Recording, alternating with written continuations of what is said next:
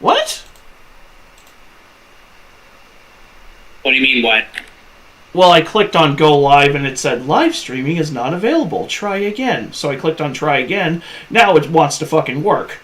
Hey, YouTube, maybe when you're done purging channels that don't have, just randomly purging channels that don't have millions of subscribers, you could maybe unfuck your UI system. Just a thought.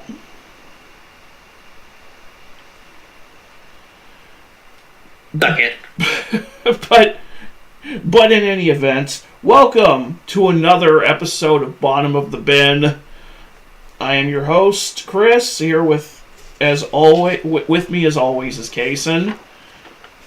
The other Spurg Lord. And today we are talking about, well, this movie was my personal choice for this stream, but I thought it was going to be a lot more Christmassy than it turned out to be. And that is The Ginger Man. Yeah, the gingerbread man from Shrek was tired of being made fun of.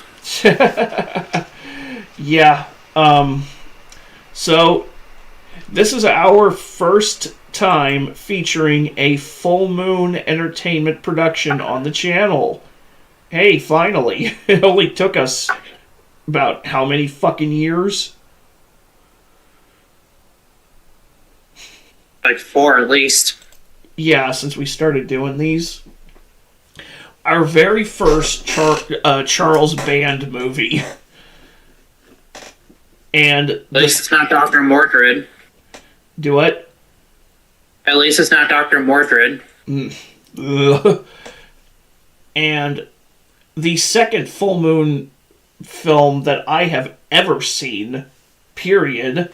Before this, the only other full moon production I've seen was a movie called Intruder, which was a slasher movie set in a grocery store.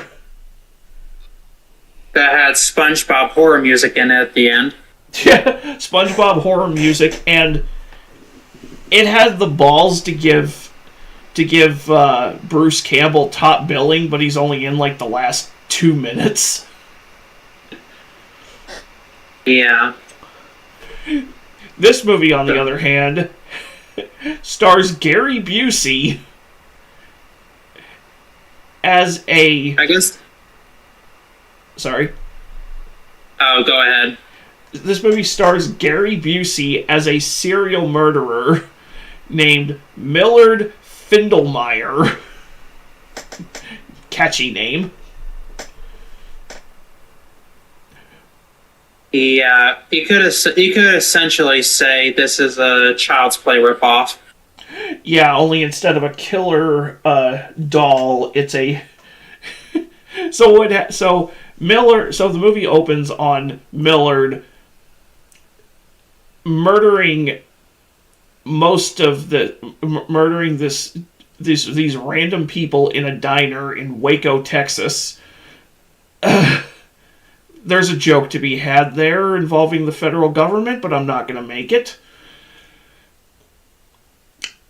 Yeah, I just gotta look at the thumbnail for this stream, and I'm the gingerbread man. Good God. What did I say about the gingerbread man from Shrek? Fed up with people's shit. Yes.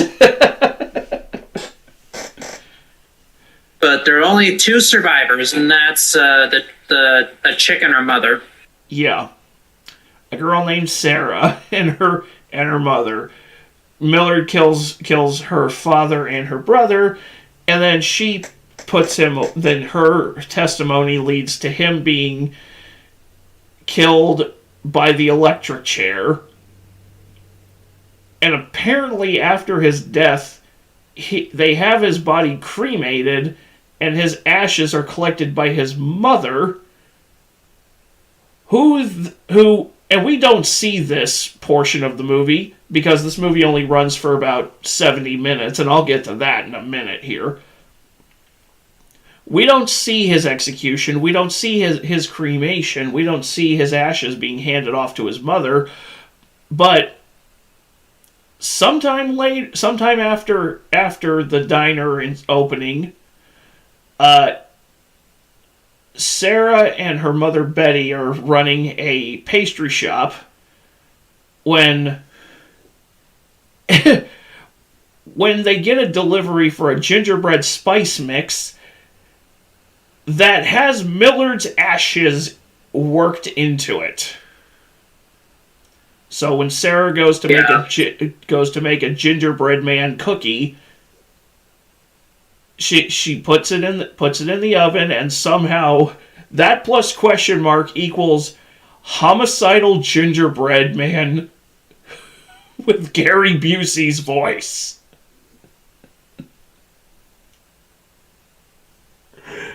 Dude.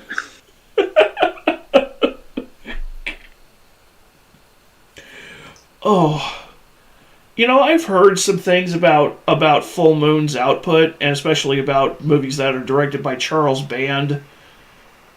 Wait, did you already bring up the fact that the blood mingled in with the dough? Oh, so the catalyst for that. Yeah, I did forget to bring that up. So the catalyst for the gingerbread spice resurrecting him is that Sarah's coworker Brick, who's an amateur pro wrestler, we never see him. We never see him in the ring. He only talks about his stint in the ring, and he accidentally cuts his hand, and somehow neither of these two notice that his blood gets mixed in with the gingerbread spice mix. So I guess that was enough to resurrect Gary Busey. Well, it's also worth noting there's also this weird guy named Jimmy. His name is literally Jimmy Dean. And his bitchy ass daughter Lorna, they're trying to buy the property and even going as far as sabotage it. The daughter freaking goes into the bakery to plant a rat. But she accidentally she hits a switch that I guess shocks the oven, bringing him to life.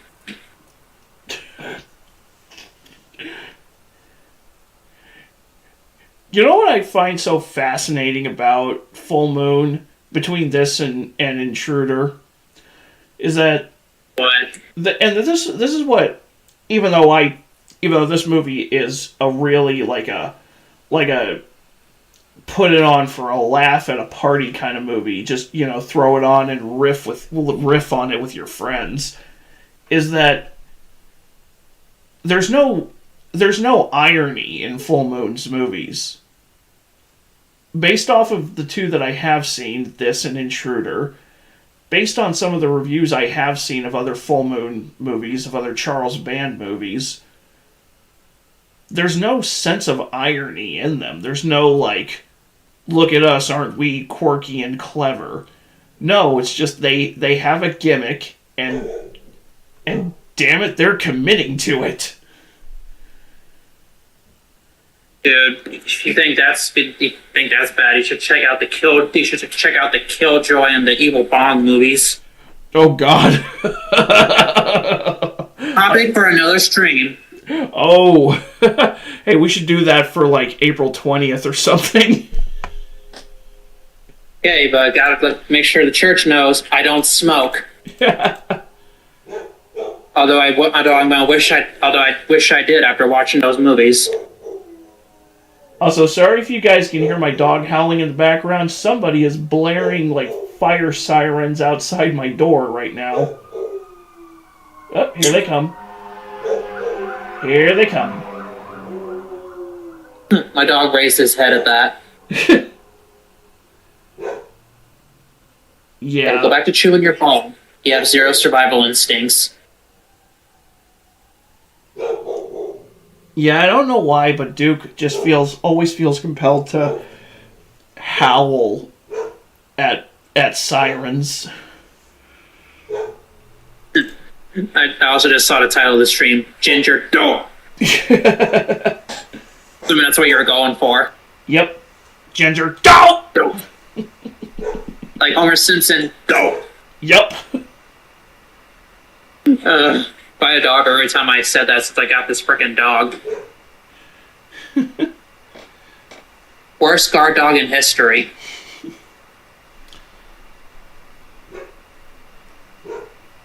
I'm pretty sure at this point he would not only not attack the robber, but give him the combination to the safe.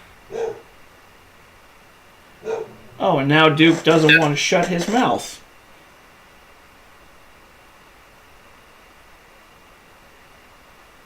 Now he does. Okay. Did he straighten up real quick when you stood up? Yeah. Oh, I didn't even stand up. I just said, oh, now Duke doesn't want to shut his mouth. And he was like, At least I assume so.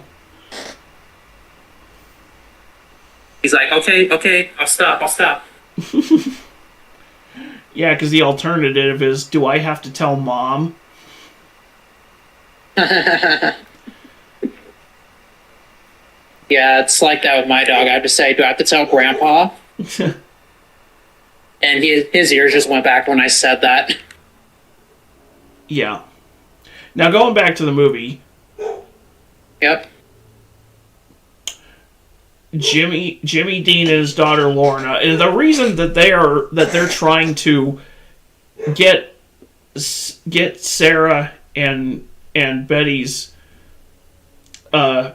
pastry shop shut down is because they are opening a restaurant or whatever across the street, literally across the street from them, and they want to buy this pastry shop, and Betty and Sarah are not budging. Betty has become an alcoholic since her husband and since the diner scene at the beginning, and the place is just barely scraping by.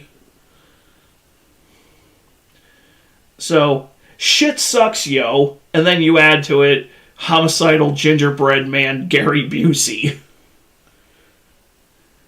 Yeah. That's just, yeah. Oh, and then you add in after the gingerbread man coming to life, as a result of Sarah and Lorna getting into a into a Girls Gone Wild fight without the pool and the spring breaking. Because that's all I could think of was those Girls Gone Wild video advertisements from back in like the mid to late 2000s that would run on like Comedy Central's Secret Stash. Yeah, Jeff Dunham made a joke about that where it's like, most of the time it's Girls Gone Saggy, then it's Girls Gone Senile, and then it's just gone. Girls Gone. Yeah. I'm assuming that means they die of old age. Yep.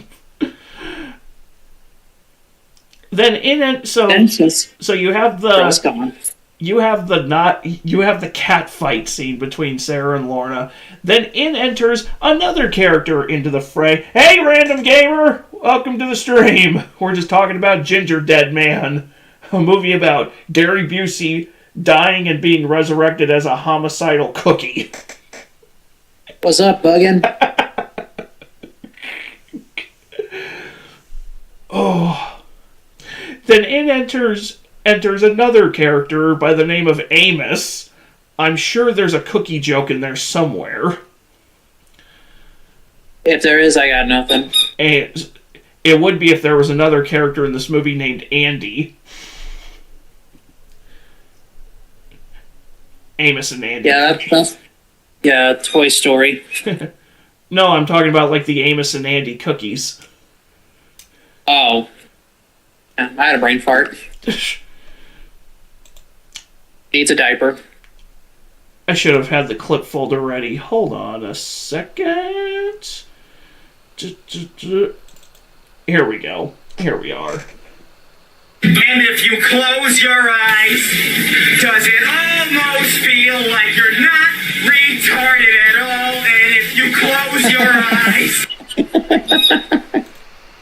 That'll never get old.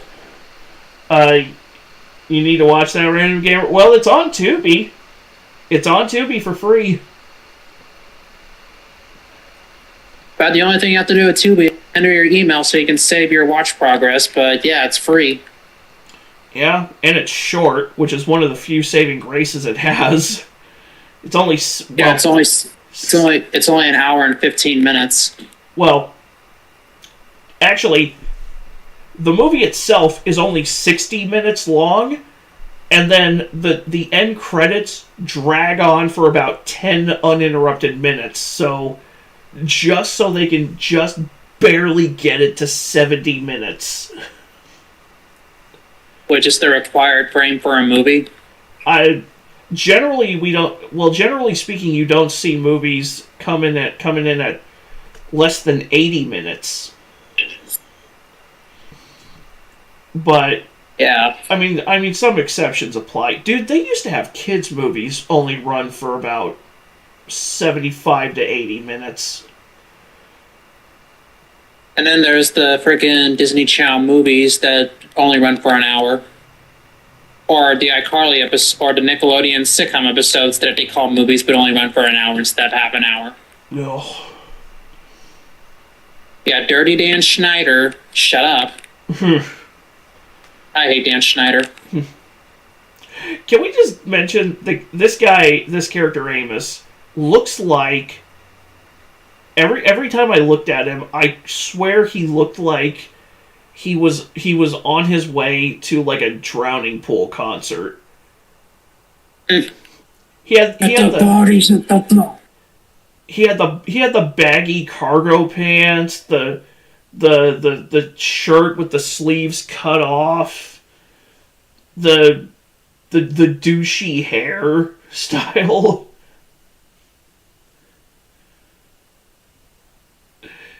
It just You know, the Drowning Pool song, Let the Bodies Hit the Floor, was actually in the trailer for Jason X. That doesn't surprise me. Surprised it was never in anything official for Resident Evil. When I was in high school, I made a video. I called it a music video, but it was really just an action scene reel for the movie Desperado, and I set it to Bodies by Drowning Pool. Yeah. I'm actually about to publish my first gaming music video for the first time in almost 10 years in a week or so. Ooh. It's just a bunch of random gameplay footage from like Call of Duty, Resident Evil, and Devil May Cry. It's just like several clips, and I put it to it's a song by a country singer named Hardy. It's called Truck Bed, but it's the live version featuring Nickelback. Which I like that version better, which I wish they would put that version on Spotify. I had to record the concert and then convert it to an MP3 file, then make sure the gameplay compilation was only exactly 2 minutes and 44 seconds, and then put the song over it.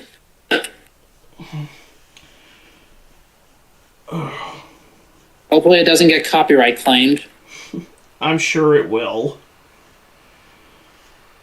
Which the claim, a claim alone isn't a problem, because I've got claims on several videos. No, the problem is if it gets copyright blocked because of a song. Or at least blocked in other countries. Yeah. Because all of my Zelda playthroughs have one claim against them for a piece of music, but they're still perfectly watchable. Yeah, it's like almost a year, like earlier this year when I tried to do a music video for MonsterVerse Godzilla using Fearless by Jackson Dean. It's a country song. But it said, your video cannot be viewed outside the United States. And it's like, you racist bastards. If anything, that's more like nationist. Yeah. It's like that one bit in the Jeff Dunham Christmas special when the guitar guy started playing the frickin' terror, like the frickin' Muslim theme on his guitar, and Ahmed yells, "You racist bastard!" I hate Irish music. And the guitar guy looks like his butt cheeks clenched together being yelled at. Do I look like a leprechaun? Yes. Let's not forget about the Irish baby. Touch me like that again, I'll bite your fucking arm off. Alright, getting back to the movie. Yeah, let's not get off topic anymore. My bad. Getting back to Ginger Dead Man, there's not really a lot to the... It's a slasher movie that... It's clearly taking cues from Child's Play, because you have a small, seemingly unassuming presence that serves as your killer. Child's Play had Chucky the doll. This movie has a sentient gingerbread man. And it's one of those where it's like, I can't see this as a credible threat. But an alternative way of saying that would be like, I can't take this seriously, which is kind of the point. You're not supposed to take it seriously. Yeah, but does it spend half the movie making it seem like someone else is doing the killing and not the Ginger Dead Man? I wouldn't say so. Because that's what Child's Play did. Like, spent half the movie thinking maybe Andy was the one committing the murders. Until we say his first line, which I still laugh my ass off at. Like, you stupid bitch, you filthy slut. I mean, Chucky was meant to be comedic from the start. But how come in none of the movies, instead of showing fear, they didn't just do a Leroy Jenkins and run and drop kick his ass? Right? That's what I would have done. As soon as I saw that little shit, I would have just punted him across the room. It's like the person, like, how are you stronger than a doll? How is the doll stronger than you? It's like, I get it if it's the leprechaun, because it's a magical being. He'll probably stop your heart before you can get the kick out. Right. That's why cover yourself in 4-leaf clovers and just run and drop kick him. It's an entity of... It depends on the movie. He has different weaknesses as each movie comes. Yeah, he's an entity of mysticism versus something like Chucky, where it's like he's connected to the doll. It's like, just shoot the fucking doll. Through the heart. Throw him into a fire pit or something, man. I said, talk to me, damn, or else I'm out. Throw you into the fire. Or just blowtorch his ass. That's kind of what they do in the first one. He just manages to frickin' still keep on kicking till they rip his head off and actually shoot him through the heart. And the last sound he makes is like, "Hi, I'm Chucky. Wanna play?" And that'll give me nightmares. In this one, you think it's you could just tear his head off. Well, Brick comes back from his shenanigans ensue. Before we get to Brick coming back from his shit, shenanigans ensue in which Lorna hits a tripwire and ends up with a knife in her forehead. I'll let Chucky. Still not as cathartic as House of Wax when Paris Hilton's got her head impaled on a pole.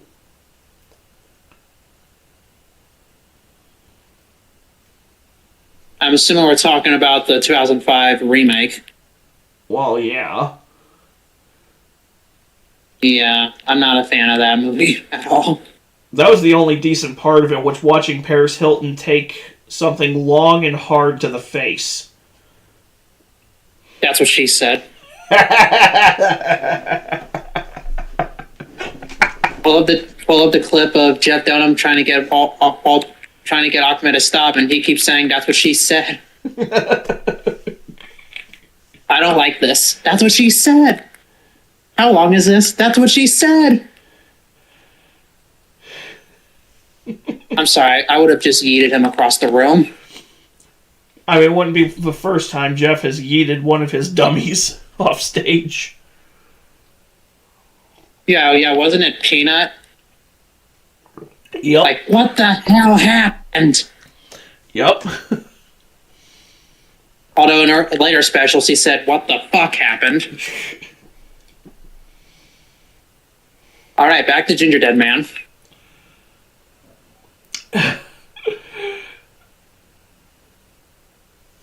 Yeah, so this is such a bizarre chain of events to even talk about. Somehow they lock the gingerbread man, they lock Gary Busey in the freezer. Somehow he gets out and manages to cut off one of Betty's fingers, knocks this other chick out with a frying pan, and drags her body into the freezer.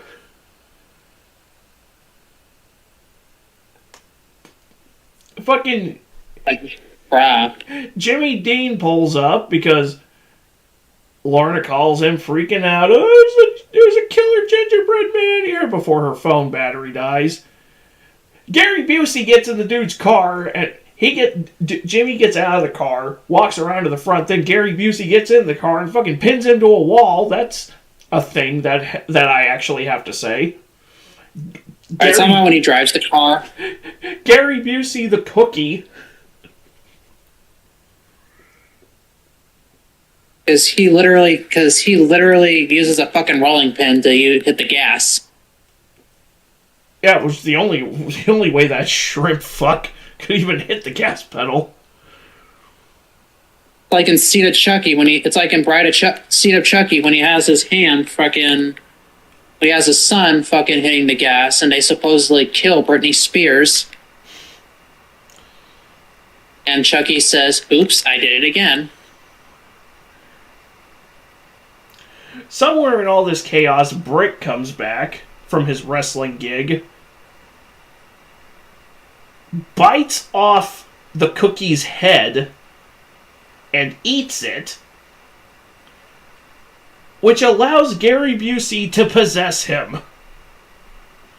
How the fuck does that work? I don't even want to know. And then I guess he has like an evil Ash turn, like in Evil Dead 2. Except at least Ash came back.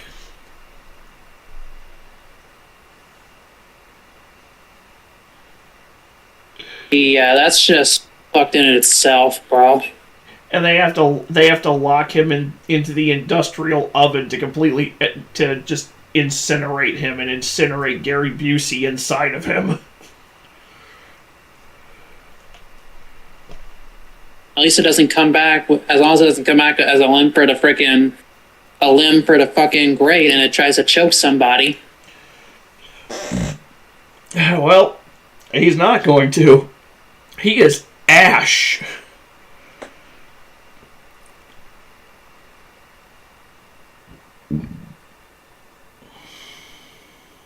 I was gonna make a joke, but it'd be tasteless.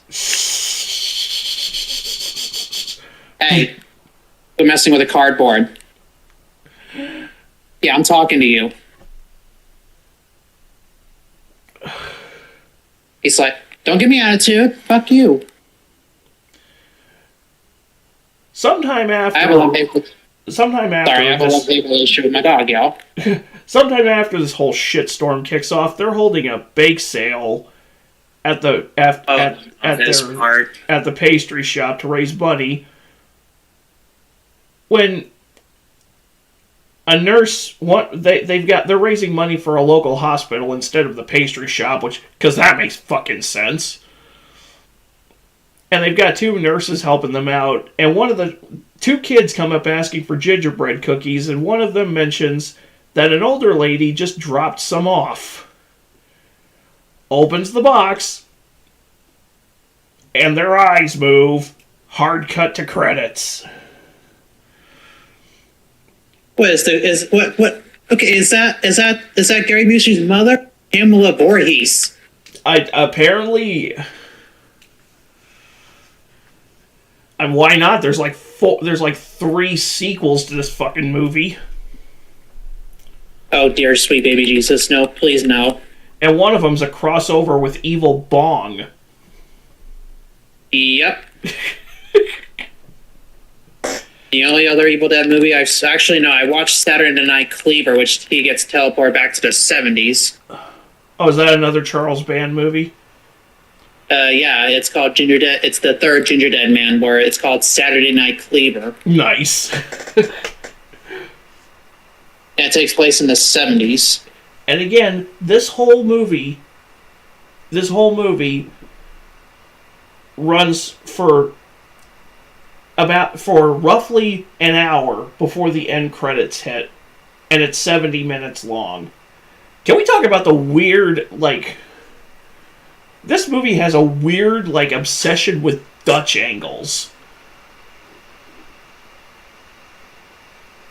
I don't know if you know what a Dutch angle is. No.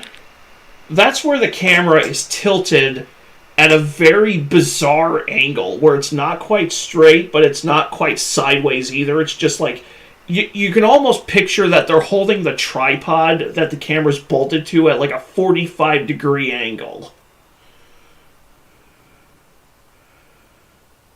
There were a lot of shots like that throughout this movie. And I get, like, Dutch angles can usually be good for, like, adding tension in your cinematography.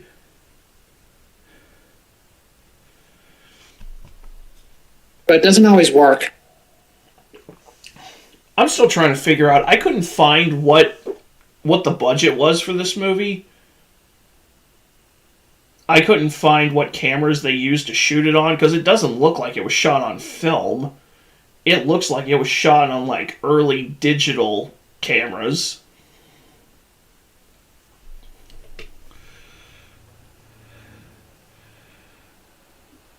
I couldn't tell you. Yeah. I don't know if it was the quality of the video that Tubi had, or if they just used really, really cheap digital cameras, because I have no idea what... I couldn't even tell you what the budget for this movie was, but given that Intruder was made for like $130,000 and it had a much bigger set to work with, for this, I'm gonna go out on a limb and suggest that no less than $100,000, if I'm being generous, had to have been spent on making this movie. Yeah, I'm not seeing it on the Wikipedia page. It's not on Wikipedia. It's not on IMDb either. And if you Google Ginger Dead Man budget, you'll get that the budget's never been publicly disclosed, but a lot of people have joked about it supposedly costing only $100 to produce. I believe it. Well, Gary Busey was offered $25,000 to be in the movie. Let me guess, he took it for less? No, he took it. He took the whole $25,000 and turned up. Apparently, there was a communication error between him and his agent, because he thought that production on the entire film was only supposed to last 2 days. And apparently 2 days it was... I don't know how long the shooting schedule was, but no, the 2 days was how long he was booked to film on. And I'm assuming those 2 days were only for the diner scenes. The diner scene in the opening, which, how could that have taken 2 days to shoot? No, they probably, what happened was, because most of his dialogue in the movie is dubbed in ADR, so what they probably did was they shot the diner stuff on day 1, and then they had him record his ADR on day 2.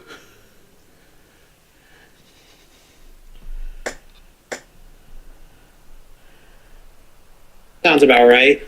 At least that's the most That's the most logical explanation I can come up with.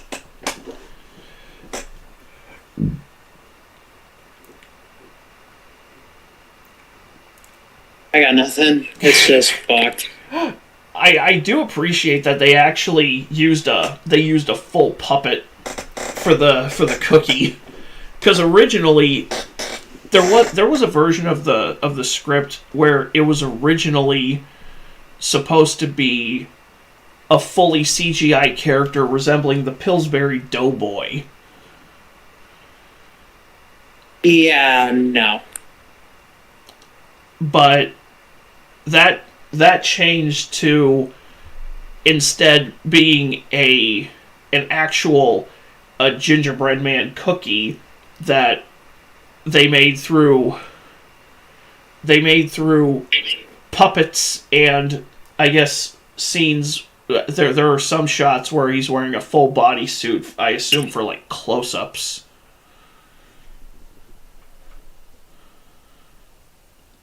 I would not be surprised in the slightest, because the one of the shots in Child's Play literally had a guy in a full body suit getting off the bed. That's like that thing haunts my nightmares. I'm sorry, Tom Holland. That haunts my nightmares.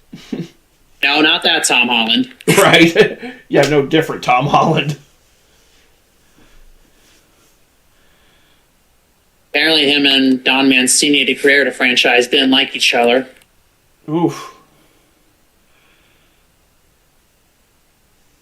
Yeah, Don Mancini's been part of every single Child's Play film since the first one, except the remake, which...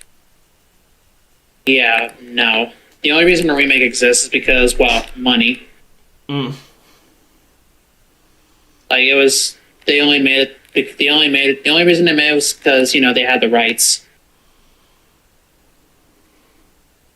Thankfully, it flopped harder than The Husband at the beginning of The Grudge.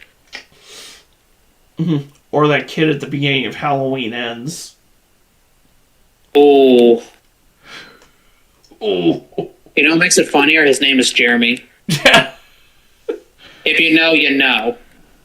Yeah, it's kind of an inside lore. Yeah, Jeremy's the name of my dipshit uncle who used to give me hell, and every time I see a character named Jeremy die, I just laugh. Or what about the kid at the beginning of Final Destination 6? I only saw the first 3. Oh, well, and Final Destination 6, the recent one, apparently one of the rich kids got out of the building and he starts slapping like a little shit, and then a split second later a piano lands on him. Oh, I saw that clip. Dude, people were cheering in the theater when I went and saw it. I saw that clip. I saw a compilation video on YouTube of people reacting to that scene, and not one person had an ounce of sympathy for him. I mean, are you really surprised? Well, I know the scene in context, so not really. Well, apparently, the kid was throwing coins off of the balcony of the thing. One of the security told him to stop doing that. He wouldn't listen. Apparently, I guess one of the coins had something to do with the disaster. I can't get into those movies. I've tried. I can't. And I can't get into them because they turn the very concept of death into the most petty, vindictive ex-girlfriend that has ever existed. Yeah, it sure is something. I can't. I just can't. And it's the same reason I've never... There are certain franchises I just can't get into. Like, I can't get into Final Destination. I can't get into Saw because Jigsaw's angle never made any fucking sense to me. Oh, hey, I'm going to give these reprehensible people a new appreciation for life by forcing them to horrifically mangle themselves so they look like Quasimodo's retarded brother's herniated ball sack. Sure, that'll work out.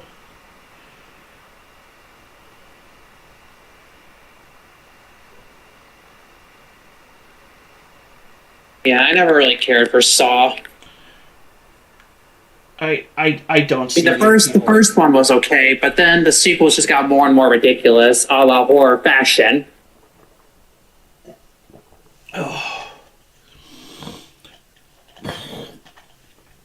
Well, I'm also a firm believer that horror movies should not have sequels unless you're going to do something just wildly crazy with them, like when Sam Raimi went from Evil Dead to Evil Dead 2. And the first Evil Dead is a very atmospheric, very like horror oriented supernatural slasher movie.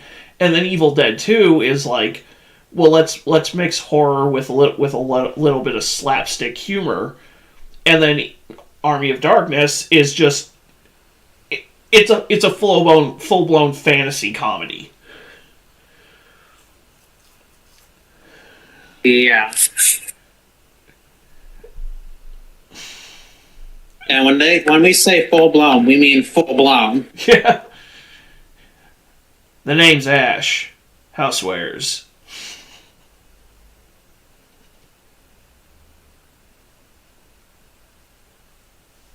It's a shame we never got that continuation of the quote unquote the freaking requel. Yeah. You know, when Ash was in the fucking post credit scene. Yeah.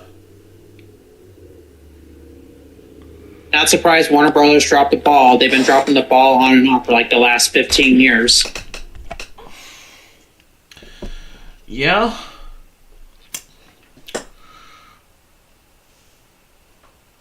Like, wholeheartedly, fuck y'all.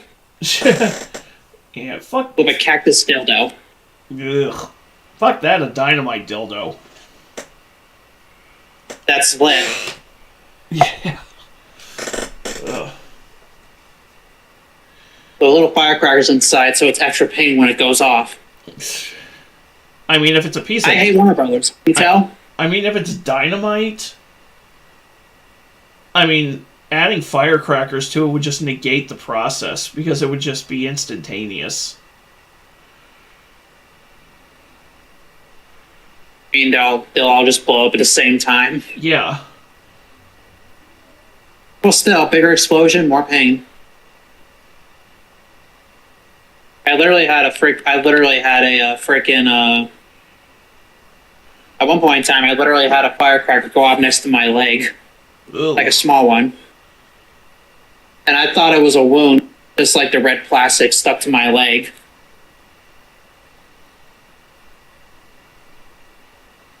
Like, this motherfucker opened up the car door, threw it next to my foot.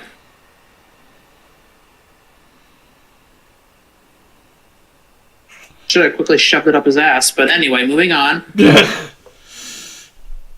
Yeah, so... Honestly, as preposterous as this movie is, I'm not gonna put it on my, like, worst that I've ever had to watch for this series. Absolutely not, because I've watched way worse movies for this series. This one was at least there was at least some level of charm, because I can appreciate the puppetry with the gingerbread man. I can appreciate Gary Busey just being a complete character. Yeah. The only good thing about it. Yeah. Yeah, wasn't he in a motorcycle accident some years ago? Yeah, in the like the mid-late 80s, he was in a really bad motorcycle accident that left him with permanent brain damage. Would it be insensitive to say that explains a lot? And that was before Lethal Weapon came out, by the way. Too old for this shit. Yeah, that was before he was in the first Lethal Weapon. Oh, he seems to be functioning well now. He's like, what, in his 80s now? I'm gonna look. Oh shit, he is. He's 81.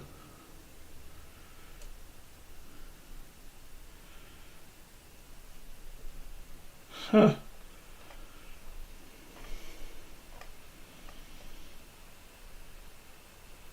Oh, I was wrong. The motorcycle accident happened 1 year after Lethal Weapon. Huh. Oh, well. But was it before Predator 2? Yes. Said apparently on the set of Random Gamer says apparently on the set of Predator 2 he kept talking about seeing the afterlife because of his accident. I can see that. I believe it. That would explain his conversion to Christianity, actually. Makes sense to me.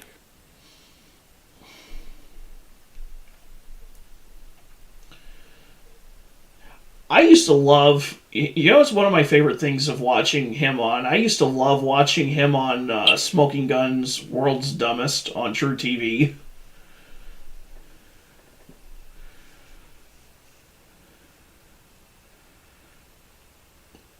Yeah. I don't know if you ever watched that show. It was a long time ago. But that was a show that's like one of my big guilty pleasures. Just because I love watching stupid people do stupid things and get completely made fun of for it. Yeah, speaking of random old things, did you know Cinemassacre used to be on Spike.com? I was not aware of that. At least I'm pretty sure it was on Spike. I don't know about Spike. I know it used to be on like Screw Attack. Yeah, Screw Attack even still a thing. Random Gamer, I was not aware that True TV actually used to be called Court TV. Sorry, I hear the word court and I just think of Judge Judy meme where it says, "You are a cunt, case dismissed." Same can be said about Lorna in this movie. Oh. Yeah, because wasn't she like trying to put like a rat in the fucking thing to trigger the health department? Yeah, she broke in to plant a rat amongst their Sarah and Betty's pastries to get the health department to shut them down.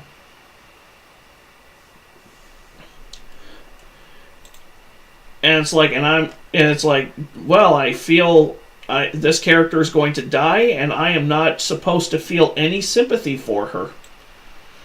Fair enough. Fair enough, band. Yeah. What a bitch.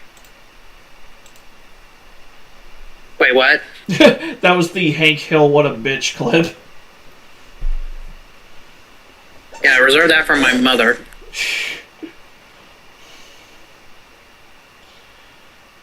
Or better yet, the freaking chick who lied about having cancer. Matty Russo. Yeah, Or anyone who ends up in Chris Hansen's seat. Yeah, or the chick who lied about being assaulted by a DoorDash customer that we riffed on last week. Yeah. That reminds me, in Chris Hansen's history, has he ever dealt with a female predator? Nope. Not that I know of. I was about to say, Chris, you might want to start investigating Zoe Laverne. Mm. You know, the freaking TikTok star who got in hot water like 5 or so years ago because she was 19 kissing on a 13-year-old boy. Wood chipper, feet first. Ugh. Gender doesn't matter. A predator is a predator. What the hell are you eating? Anyways. It's like with the last bomb of the bin. Me yelling at my dog is talking about the movie itself. Yeah, it occupies like half the damn runtime. Yeah, because when we were doing I can't remember the timestamp in the Thanksgiving video, but at one point I started yelling at my dog, and you simply said, "How bad is it that that I find you disciplining your dog more entertaining than talking about this movie?" Right? But I swear, the last few Bomb Bins we talk about for like the first half and then spend the next half talking about random shit. Maybe we need to find more appealing movies. Cause That's an understatement. Because here's the thing. I saw the title Ginger Dead Man. I saw movie about a homicidal gingerbread man cookie. I figured this would be a perfect movie to talk about in a pre-Christmas Bottom of the Bin episode. Because Gingerbread Man, you typically associate the Gingerbread Man with Christmas. Christmas is nowhere near this fucking movie.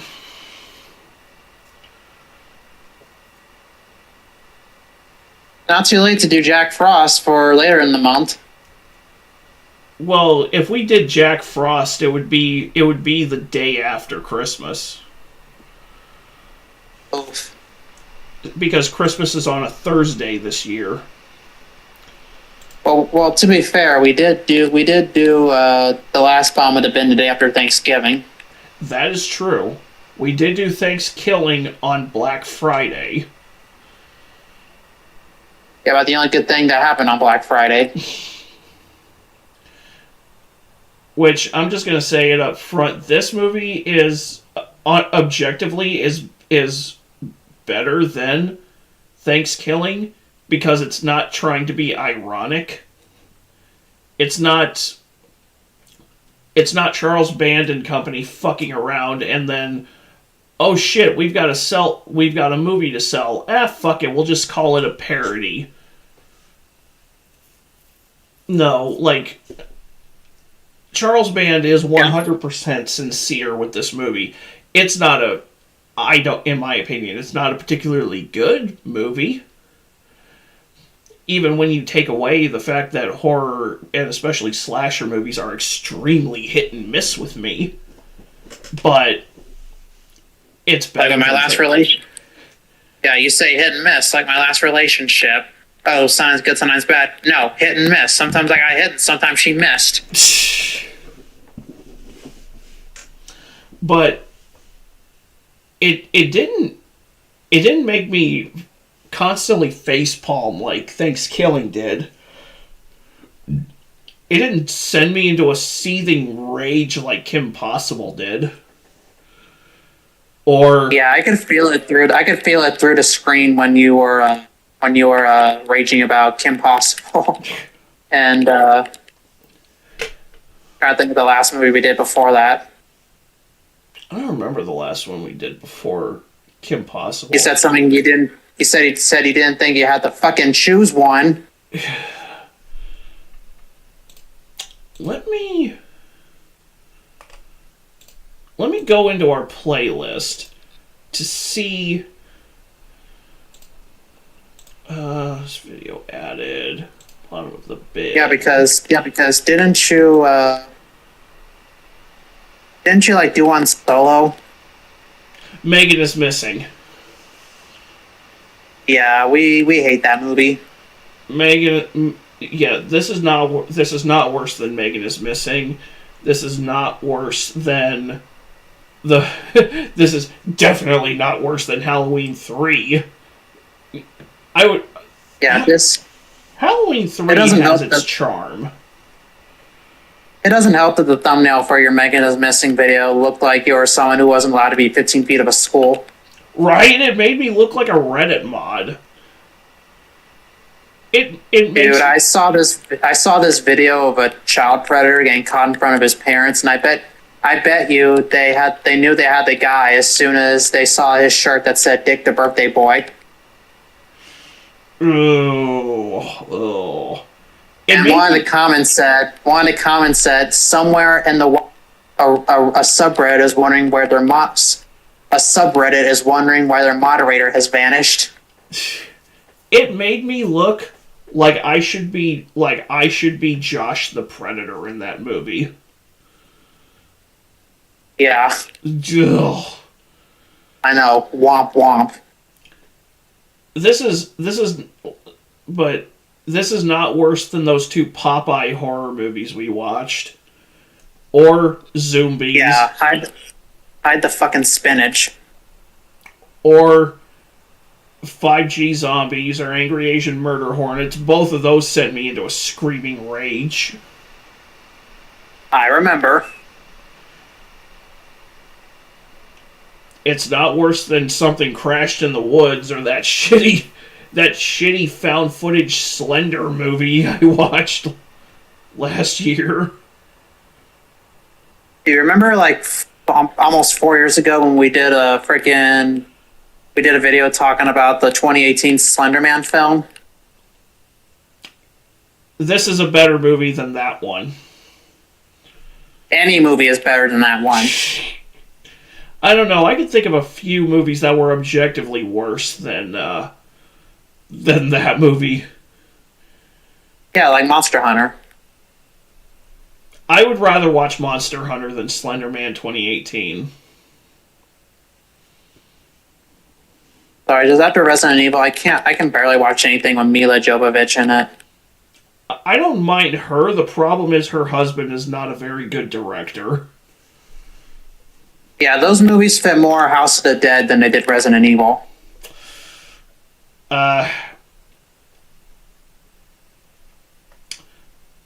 Yes, I know Paul W.S. Anderson is making a House of the Dead movie. Don't remind me. And given his track record, I'd probably rather just rewatch the Uwe Boll movie. From 2003? Yes. Yeah, did you know they had a sequel for that? I've seen the sequel, and it's actually not bad. Yeah. It's actually not what? It's actually not bad. Random Gamer says, do you remember those crocodile horror flicks that came on Oxygen? No, I cannot say that on Oxygen Sci-Fi.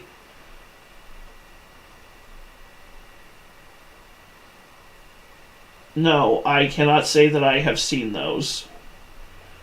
Yeah, if I remember correctly, the sequel to House of the Dead starred Daniel Southworth, a.k.a. the Quantum Ranger from Power Rangers Time Force, a.k.a. Virgil from Devil May Cry. Oh, Oxygen and Sci-Fi. Okay. No, I have not seen those movies. But I can't say that I've watched a lot of... Is that something that the Asylum would have put out? Because outside of the Asylum movies that I've watched, that we've watched for this show, the only other Asylum movie that I know I've seen a couple of them. I saw Gacy House, which was a shitty found footage trying to be Paranormal Activity type of thing. And the other one was Mercenaries, which was a shitty ripoff of the Expendables. Yeah, I've seen that. You know, the sad thing is that hold up, terrible CGI, subpar acting, but I kind of like it. But I kind of like them. I used to watch this a lot growing up. Sometimes you know a movie's bad, but you have some nostalgic charm to it. That's me with Joel Schumacher's Batman and Robin. Yeah, didn't he apologize for those movies? The entire director's commentary on the DVD for Batman and Robin is just Joel Schumacher apologizing for 2 straight hours. Yeah, we sadly lost him in 2020. Dude, Batman and Robin was great. Mainly, yes, it's a 2-hour, $100 million action figure commercial. But it has Schwarzenegger just having a blast. Okay, everyone, chill. Allow me to break the ice. Literally, everything that comes out of his damn mouth is ice. Like, ice, might as well be baby. talking about the freaking organization. I'm Iceman afraid that coming. my condition has left me cold to your pleas of mercy.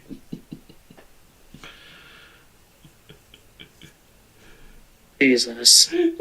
Oh, I love... You know what the weirdest thing about that movie to me, and it's not the Bat credit card. The Bat's credit card? No, it's the fact that it's very clear that Mr. Freeze has to keep his body at sub-zero temperatures in order to survive. But there is a scene where he is clearly smoking a cigar. Yeah, I don't know if you noticed. Smoking a cigar puts heat inside your body. The heat from that thing will kill you before the cancer does. Wait, Mr. Freeze had cancer? No, but the heat from that cigar would kill him long before any lung cancer could. Really That's a certified oof if I've ever seen it. Really liked all of the Tim Burton-esque Batman movies. I just like that style. Me too, man. Dude, okay, I know everybody creams their shorts over the Chris Nolan movies. Here's the thing, and I say this as someone who loves Batman Begins. The Chris Nolan movies are barely Batman movies. Those movies are crime dramas with a superhero slant. They don't have the like I get what Nolan was going for, I do, but I'm of the opinion that comic book movies should feel comic book like, and those movies did not feel. There were shots in them that could have been ripped out of a comic book, but they were not comic book like movies. Yeah, they were more grounded in reality than the other Batman stuff. Like, more grounded than they probably should have been. Like, I still want to see a Batman and Freddy Krueger movie. Or at least a Batman and Freddy Krueger comic. Hey, in about 5 or 6 years, you'll probably be able to make that off your own phone. Oh yeah, because Batman's entering the frickin' public domain. Yeah.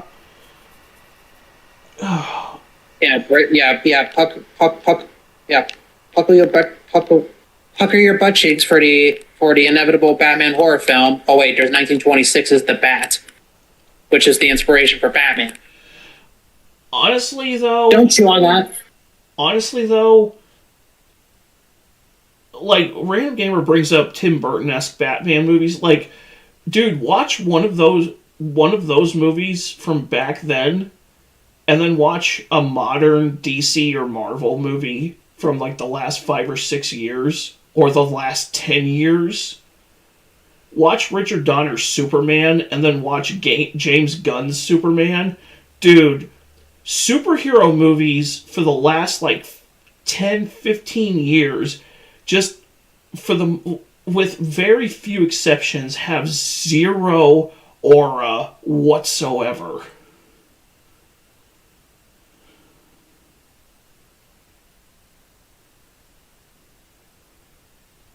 Yeah. Not to mention, James Gunn is trying to make the new DCU like the MCU, and it's like, fuck off, sir. Yeah, we already had the MCU, and guess what? It ruined... Not only did it ruin superhero movies, it ruined blockbuster movies. Because ever since that first Avengers movie came out, suddenly every movie has to be a 4-quadrant, $200-300 million budgeted movie with $1 billion box office return, or else it's a dud. And it's like, you have actively ruined. You know what? You've not only ruined superhero movies, you've not only ruined blockbuster movies, you've ruined the Western film market completely. You have actively pushed out, you repeatedly actively pushed out smaller movies to make way for your slop. Well, Paramount says if they get Warner Brothers, they're going to release up to 30 movies a year.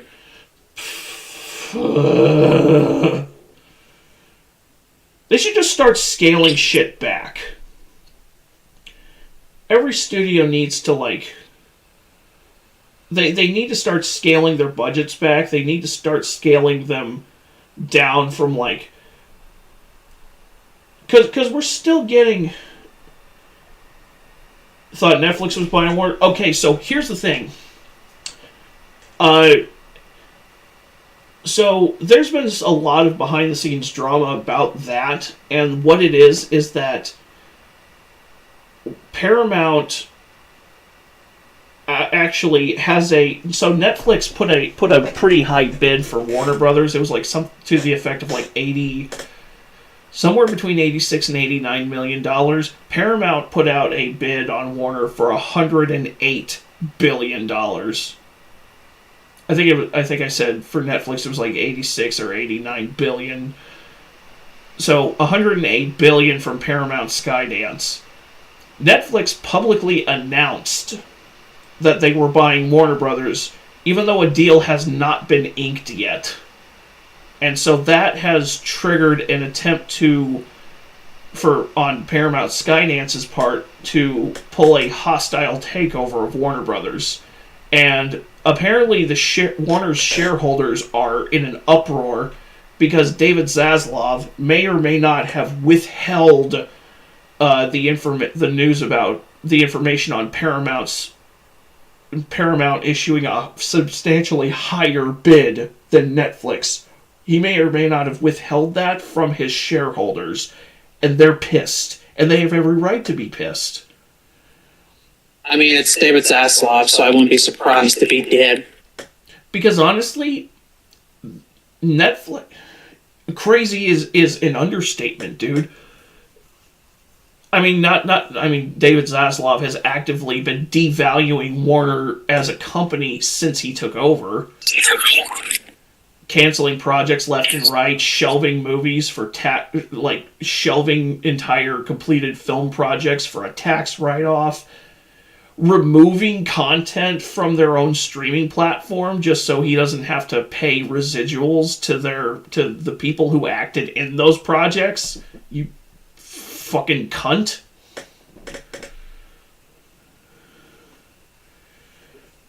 It's like David Zaslav and Bob Iger are in a contest over who can be the most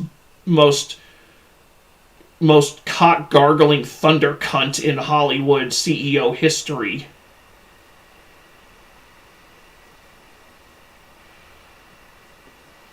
Yeah. I got nothing. Yeah. But if any of these studios want to survive, what they need to start doing, they need to stop putting out movies with like insanely high budgets, where everything's got to be a. Hold on, didn't they shelve a Catwoman movie? It could have been terrible, but it had Michael Keaton in it as Batman. Yeah, that was David Zaslav's call. There was not a Catwoman movie. Batwoman. Batgirl. Batwoman. There was a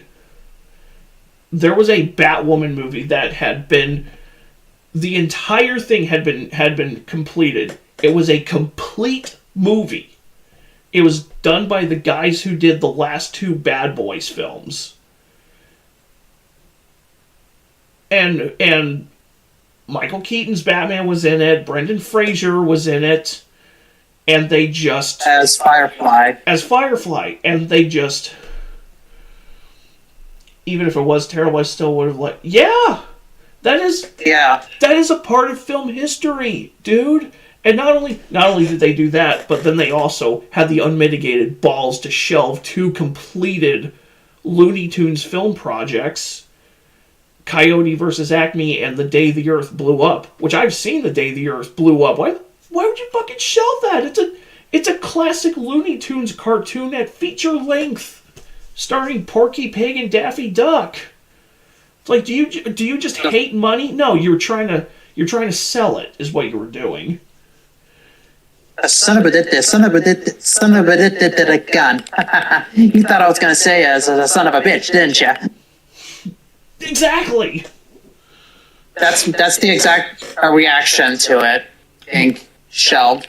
But thankfully, The Day the Earth Blew Up has been released, and Coyote vs. Acme is supposed to be coming out next year. Maybe. Well, it's been picked up for distribution by Ketchup Entertainment, and they're the same people who picked up The Day the Earth Blew Up. Well, I'm just saying, you never know what could happen. So yeah,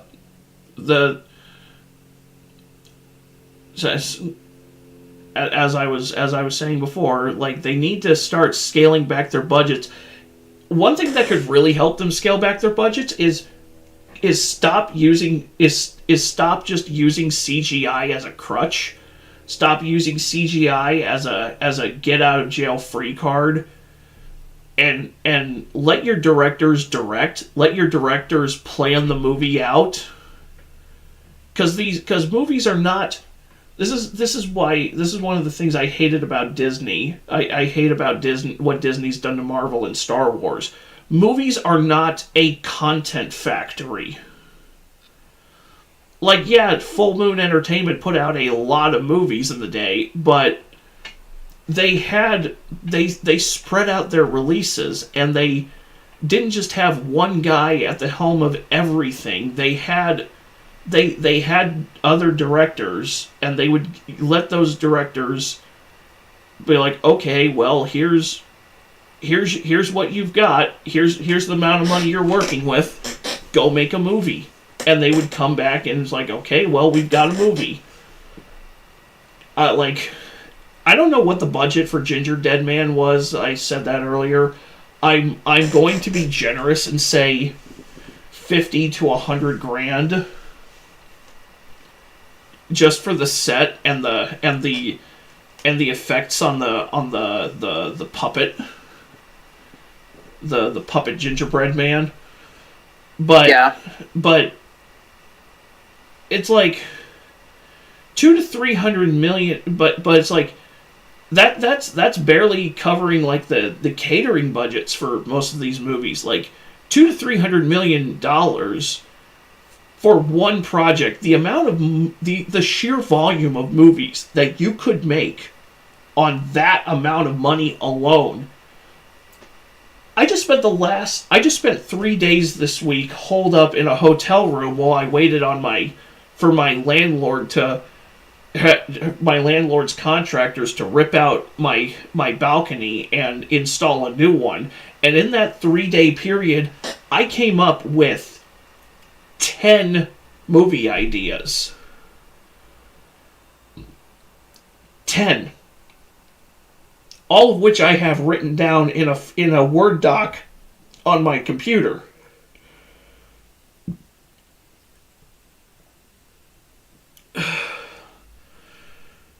And I would bet that the combined budgets of all of them would probably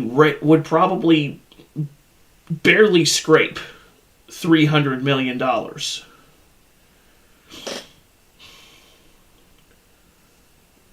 Right. Just, I don't know what's going on with Hollywood. I think there's money laundering going on. Money laundering, and producers spent wasting shit tons of money on useless bullshit. That's amazing. I would not be surprised. That's amazing. Me and my friends used to make short films back in the day. Sadly, none of them ever made to the internet. Same, dude. I took Same. My junior and senior years of high school, I took a radio and TV class. It was like a college prep course because I wanted to go to college for filmmaking originally, and which I now realize that's going to college to learn how to make movies is a terrible fucking idea. What can I say? I was young and foolish, but I think we all were. What? I said I think we were all young and foolish at some point. But I did make a handful of short films during that time period, and they're all pretty much just lost media. But it's also one of those things, like, I told myself years ago, if this YouTube thing took off, if I started to see some money from it, I would take every dollar I save and put it in a savings account, and I would let that and I would let my ad revenue accumulate until I could start my own film studio and use that money to make actual movies. I mean, Markiplier's doing it right now. He's got Iron Lung coming out. He wrote it. He produced it out of his own pocket. He's the director. He's editing it. He's starring in it. He is distributing it himself under his own studio, Markiplier Pictures. The guy, but again, I don't have 38 million subscribers like he does. The guy is putting it out there, and it's coming to theaters. It's coming to theaters next month, and Cape Girardeau is getting it. I imagine one here in Columbia, South Carolina is probably gonna get it too. Probably. Worst case scenario, I'll just rent it. Actually, I am going to look that up right now because there is a website that allows you to track how many theaters it's gone to. And when he first put it out for distribution, it was only supposed to come to like 60 theaters. That number's jumped up to 1,866 theaters. God damn.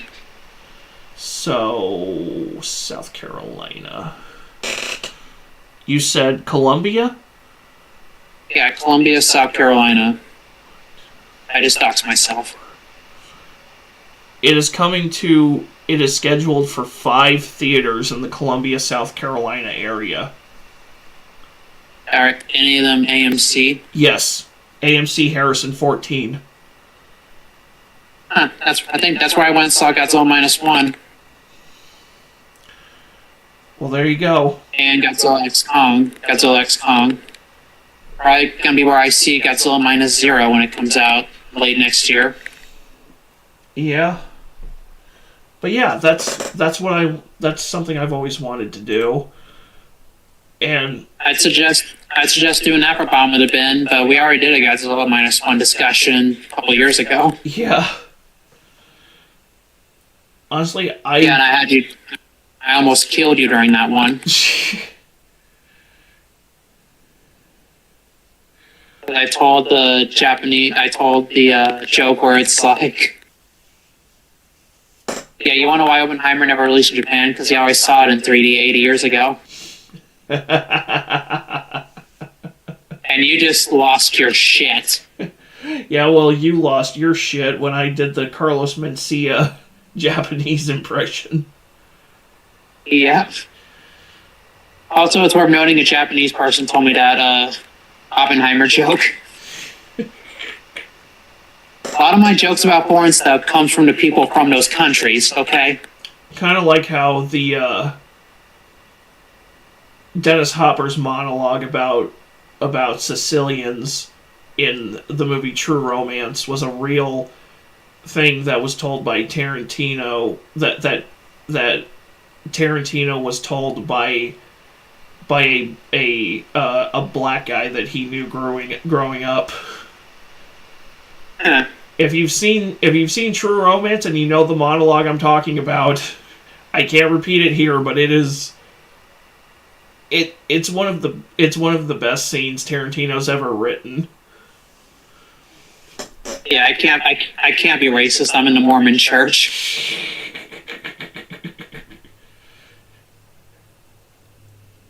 Yeah, but you're white. According to Blue Sky, you're racist by default. Yeah, well, Blue Sky's retarded. Oh. Do you have anything else for Ginger Dead Man? Because I'm out of things to say. We're just rambling. Hey, Random Gamer, this is random. Well, Random Gamer, this is random, but do you happen to know anybody in the Latter-day Saints Mormon church? It feels like everybody I know knows someone from the Mormon church, apart from the people I know. but Ginger Dead Man. These were some movies I used to watch. I think I watched it on the Sci-Fi Channel years ago, along with its sequel. Because Sci-Fi had a habit back then of putting those kinds of movies on every Friday or Saturday. Yeah, it checks out.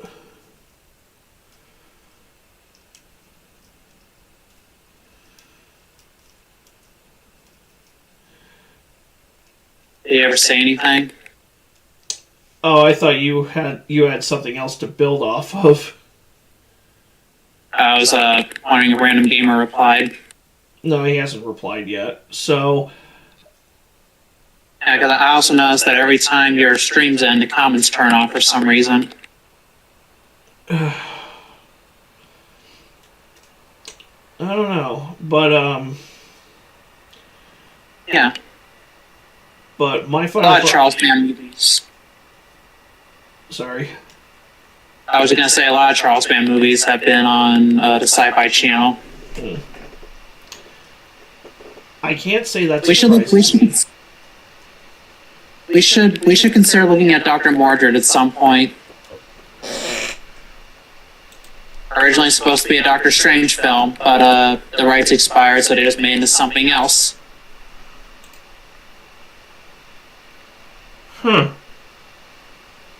That's literally the behind-the-scenes story of Dr. Mordred.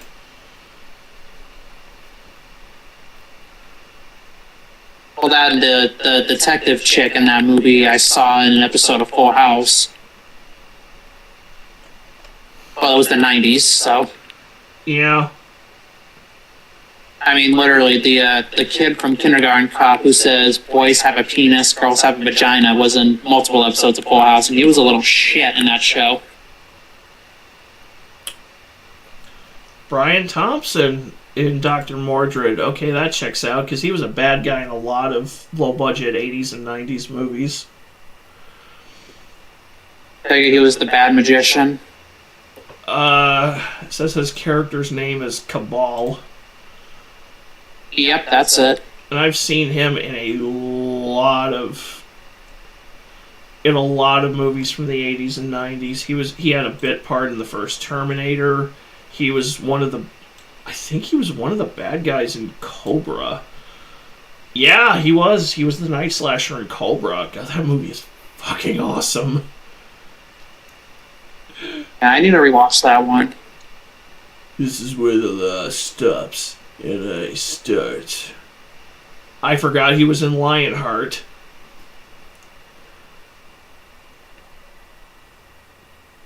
Dude.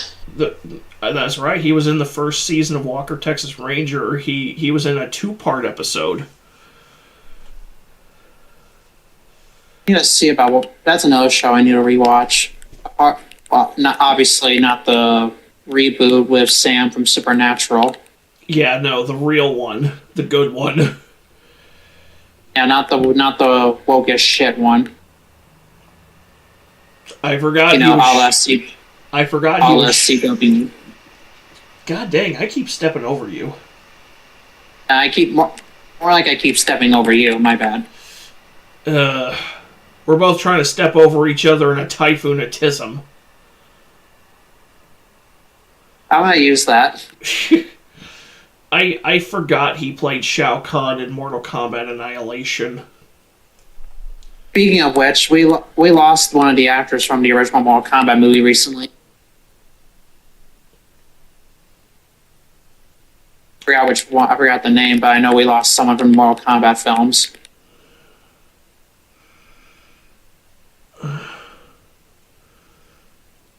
I think it's the guy who says your soul is mine. Cary Hiroyuki Tagawa? Yeah, he died at like 75. You didn't hear? No, I did not hear. Yeah, it came out of nowhere, dude. No, I saw literally nothing about that.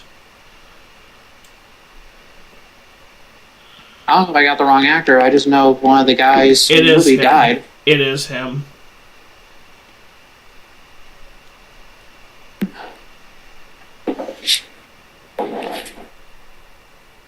Yeah, wasn't it Chris Lambert who played Raiden in the first one? It's Chris Lambert, because he's French. Okay. Yeah, I remember when I first played Resident Evil 3, the remake, my dad thought that Nikolai was after him. Close enough. Looked like him. I mean, same voice actor would voice the frickin' Van Helsing looking guy in Village. Heisenberg. Right. Do you imagine if it was Bryan Cranston?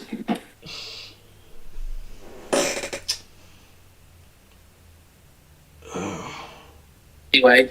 Yeah. I got nothing else for Ginger Dead Man. If you got an hour to kill, or like an hour and a half, if you're watching it on Tubi with the ads, I guess you could throw it on. It is something that you could riff on.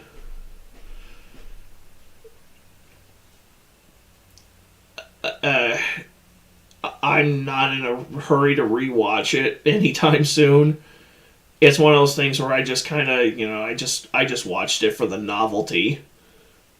You watched it, it's there, and you never want to touch it ever again. Pretty much. It didn't enrage me like some of the other movies we've watched for this series. Like it probably has its own like B grade charm. For somebody, it just doesn't like. And Gary Busey's usually fun to watch anyway, but yeah. I'm sorry, his death in Predator 2 was hysterical to me. But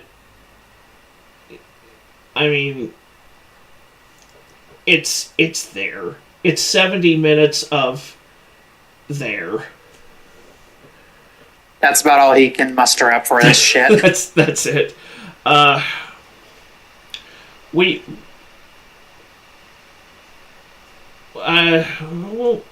So we'll see you guys back here probably next week. Just have to see. Yeah, and if you do see us next week, I got a Chris Hansen video for you guys on the stream. Oh yeah. So we'll debut that on the stream next week. And we also have to talk about a certain reveal at Game Awards last night. Yes we do. All I'll say is chainsaw finisher. Yes. Had the Random Gamer ever reply? No, he has not. Yeah, he probably had to hop off. It's all good. Yeah, it's... We're about over with anyway. Yeah, it's fine. I'm still trying to figure out if I'm going to be playing Shenmue or Yakuza for my next for my Christmas. Oh, final. Yeah, he's here. Kason, he just responded.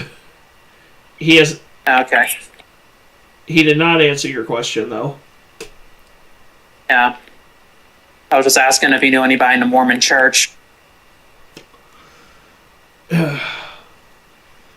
But, yeah, I'm trying to figure out which one I'm going to play for my Christmas special. I'm leaning towards... Because... Doing closing stuff, okay. Hey, you're good, man. But... I am leaning towards digging up my PS2, plugging it into the capture card, and... Says, oh yeah, my aunt and uncle were in the Mormon church. Huh. Well. And if you don't mind me asking, where are you from? I think on the last stream he said he was from Oklahoma. Oh, Oklahoma. Heard it gets fucking cold there in the winter. Yep. But, I am leaning towards digging up my PS2, plugging in my capture card, and doing Yakuza because Yeah, if I get lucky, there's probably gonna be like a Christmas event, in Black Ops 7, and I'm just gonna do like play one of the Christmas events in the zombies map. yeah, and I want to do the PS2 version of Yakuza before I ever touch Yakuza Kiwami, because the PS2 version of Yakuza has a, honestly, it is amazing. Yeah, it is, and the English dub is insane.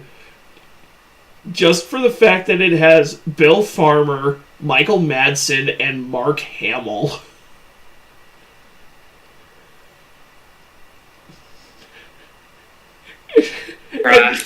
And Michael Madsen and Mark Hamill are Yakuza underbosses. And Mark Hamill's performance, half the time, borders on Joker levels. Just with more profanity. Yeah, which version of Joker? The more, like, psycho, unhinged Arkham Joker. And before Arkham, too. Yeah, because, funny you should mention Joker. I still think for the Child's Play remake, they should have kept in the voodoo stuff and just had Mark Hamill use his Joker voice. I think that's why a lot of people did not like the remake, was because they heard Mark Hamill was playing Chucky and they expected Joker. And they didn't get Joker. But instead it was AI, like, fucking AI gone bad. Yeah.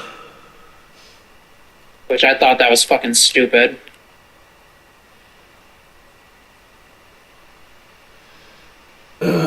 But in any event...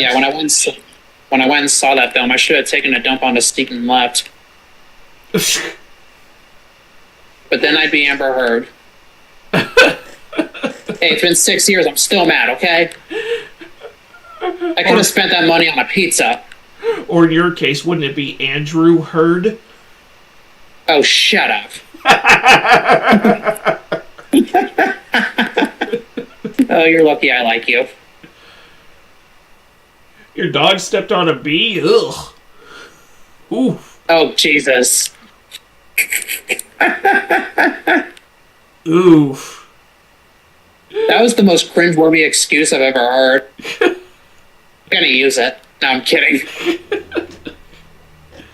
But yeah, Mark Hamill is he's a Yakuza underboss, and half of his dialogue could just easily be Joker dialogue. Like, there's a scene where you're about to face him for a boss fight, and it's in like a batting cage area, and he gets knocked on the head by one of the balls getting shot out of the thing, and he starts laughing, and his guys start laughing, except for this one dude, and then he just whips around with his baseball bat, cracks him over the skull.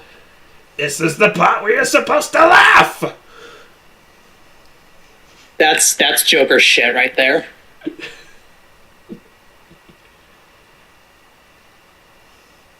Yeah, we gotta wrap it up. I got stuff I gotta get done before my dad gets home. Yeah, and I gotta wind down, since I gotta go back to work tomorrow. So hopefully we will be back for our reaction stream next week. If not, I will be sure to put up a community post. But look forward to Yakuza PS2 on original PS2 hardware. And we'll catch you later. Take care, y'all.